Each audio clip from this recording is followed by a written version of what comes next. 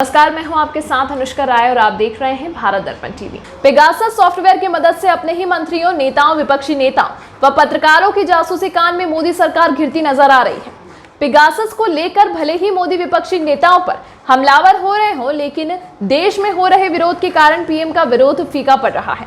बता दें कि सोमवार से भारी हंगामे के बीच शुरू हुए संसद के मानसून सत्र ने यह संकेत दे दिया है कि आने वाले दिनों में बाकी मुद्दों के अलावा जासूसी कांड की गूंज भी बहुत तेजी से सुनाई देगी।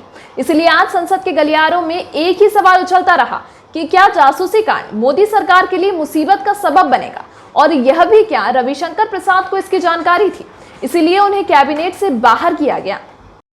पीएम मोदी अपने सिपहसालारों की मदद से भले विपक्ष की हवा टाइट करने के लिए कमर कस रहे हो, लेकिन जासूसी कांड में पीएम मोदी को बैकफुट पर ला दिया है। सबसे बड़ी बात कि सरकार कभी भी मानेगी नहीं कि उसने जासूसी करवाई या फिर उसे इस बात का पता था कि देश में किन लोगों की फोन हैकिंग हो रही है।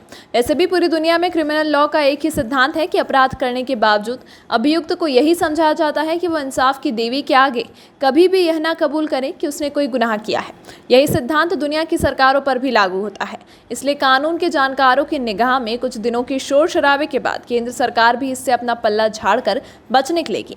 लेकिन इतना फर्क जरूर पड़ेगा कि इस खुलासे के बाद सरकार पर सवालिया निशान लग जाएंगे और विभिन्न क्षेत्रों के प्रमुख लोगों में यह डर बैठ जाएगा कि कहीं उनकी भी खुफिया निगरानी तो नहीं हो रही है। उल्लेखनीय है कि रविवार रात को एक रिपोर्ट सामने आई जिसमें दावा किया गया कि इजराइल के सॉफ्टवेयर पेगासस की मदद से भारत के करीब 300 लोगों के फोन हैक किए गए।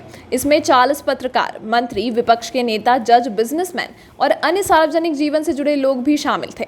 इसमें आरोप लगाया गया है कि दुनिया की कई सरकारें एक खास पेगासस नाम के सॉफ्टवेयर के जरिए मानवाधिकार कार्यकर्ताओं, पत्रकारों, बड़े वकीलों समेत कई बड़ी हस्तियों की जासूसी करवा रहे हैं। सबसे बड़ी बात यह है कि चोर कभी नहीं कहता कि उसने चोरी की है, और अब ये तो मोदी सरकार है। गार्जियन अखबार ने तो साफ लिखा है कि जासूसी का ये सॉफ्टवेयर इजराइल की सर्विलेंस कंपनी NSO ने कई देशों की सरकारों को बेचे हैं। इस सॉफ्टवेयर के जरिए 50,000 से ज्यादा लोगों की जासूसी की जा रही है। बांग्लादेश समेत कई देशों ने पेगासस सॉफ्टवेयर खरीदा है। इसे लेकर पहले भी विवाद हुए हैं। मैक्सिको से लेकर सऊदी अरब की सरकार तक पर इसके इस्तेमाल को लेकर सवाल उठाए जा चुके हैं।